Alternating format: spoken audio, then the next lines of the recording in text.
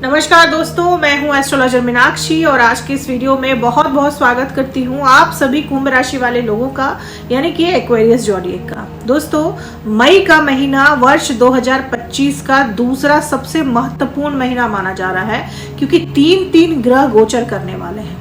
3 महत्वपूर्ण ग्रह जो कि कुंभ राशि वाले लोगों के जीवन में बहुत ही महत्वपूर्ण प्रभाव डालते हैं, उनका गोचर होने जा रहा है। राहु, केतु और गुरु बृहस्पति का गोचर होने जा रहा है मई के महीने में। बृहस्पति 1 वर्ष के बाद वृषभ राशि से निकलकर चले जाएंगे मिथुन राशि में 14 मई को, और राहु केतु जो कि 1.5 वर्ष का 18 महीने का समय लगाते हैं राशि परिवर्तन में, उनका गोचर होगा 18 मई को।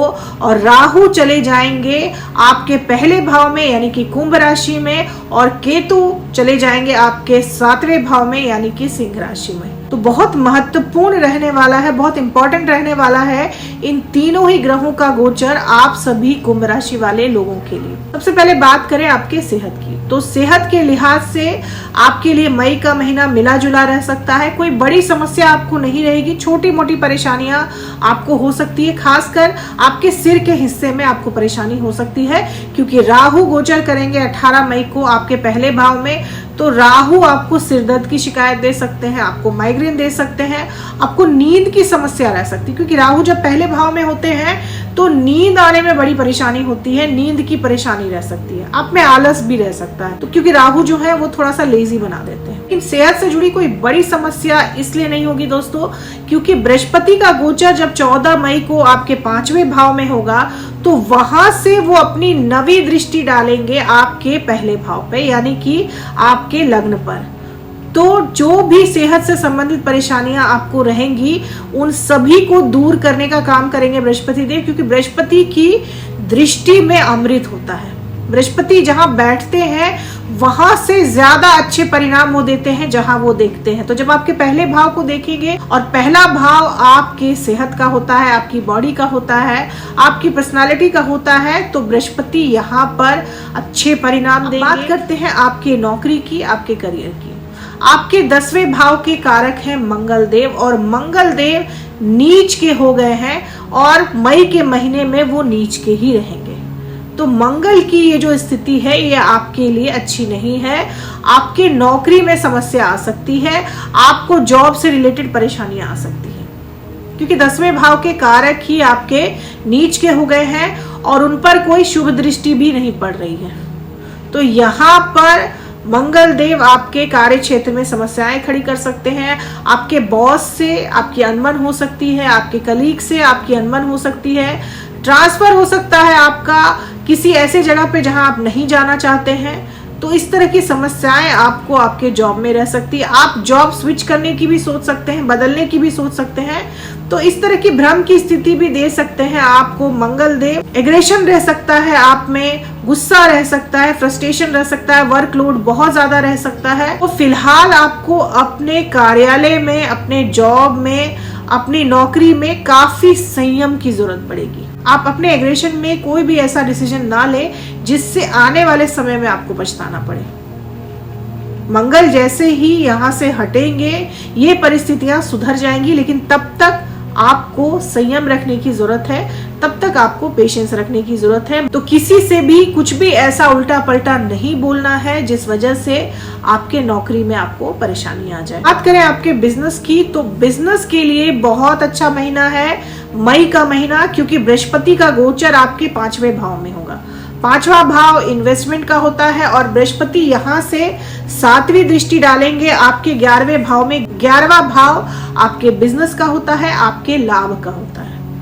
तो बिजनेस में आपको राहत मिलेगी। बिजनेस में जो भी परेशानियां, समस्याएं आपको अभी तक चल रही थी, वो सभी खत्म हो सकती हैं 14 मई के बाद।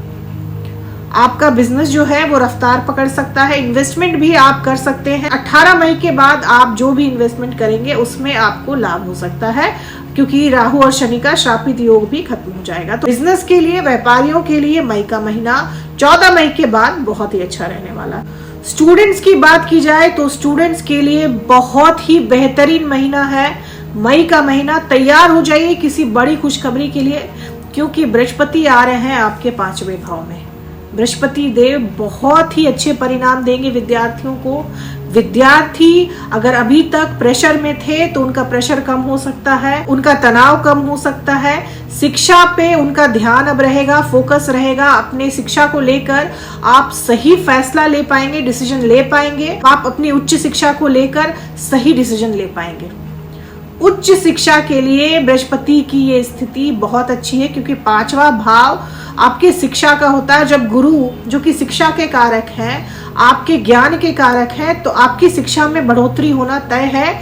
आप किसी बड़े संस्थान में उच्च शिक्षा के लिए जा सकते हैं, अपनी पढ़ाई को आगे बढ़ा सकते हैं। शिक्षा से आपको लाभ भी मिल सकता है।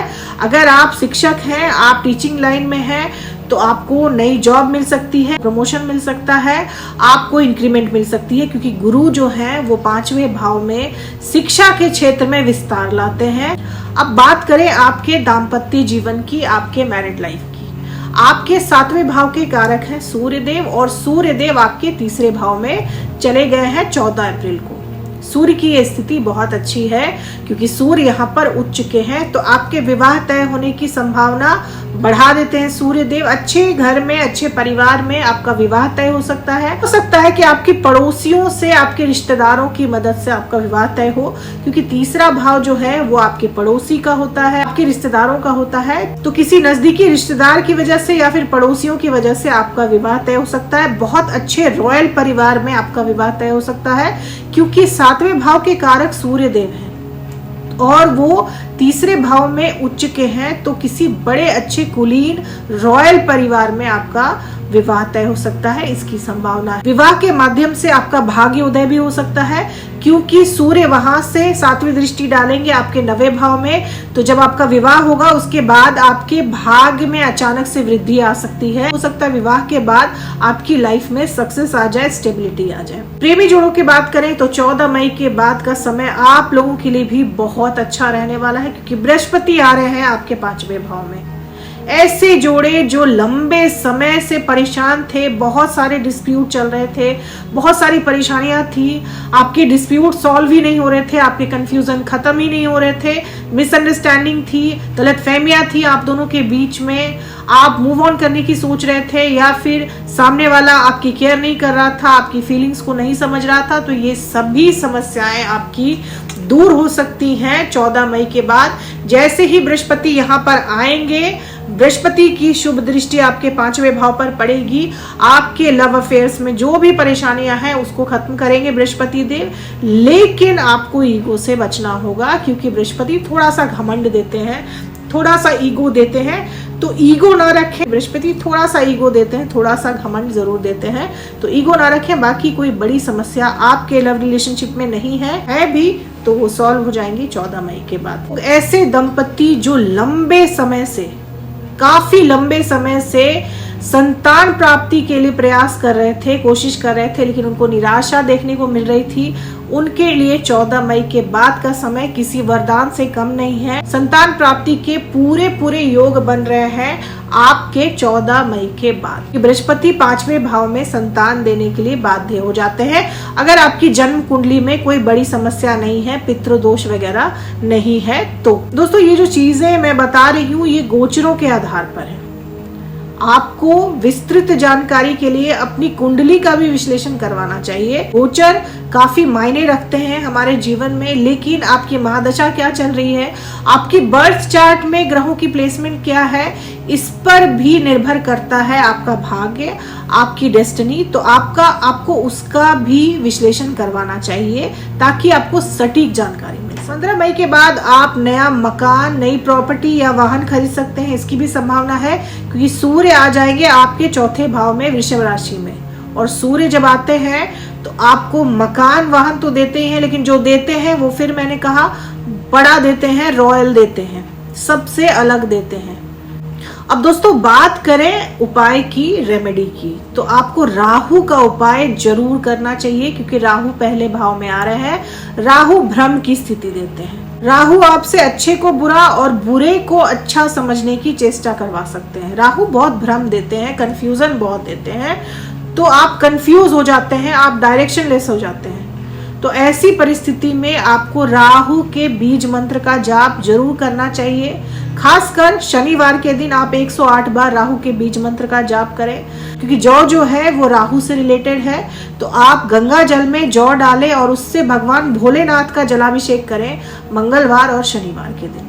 काले कपड़े से बिल्कुल परहेज करें, डार्क कलर के कपड़े आप ना पहने, ऐसी मेरी हिदायत है, क्योंकि राहु जो है वो ज्यादा बली हो जाते हैं जब आप डार्क कलर के कपड़े पहनते हैं। तो किसी भी शुभ काम को करने जाएं तो डार्क कलर के कपड़े आप ना पहने, ऐसी मेरी हिदायत है। तो दोस्तों, ये थी मेरी एनालिसिस कुंभ राशि वाले लोगों के लिए मई के महीने की। वीडियो से आप लोगों को हेल्प मिली हो तो चैनल को सब्सक्राइब करें, लाइक करें, शेयर करें, कमेंट करें, बेल आइकन जरूर दबा दें दोस्तों। तब तक के लिए जय माता दी, जय श्री राम।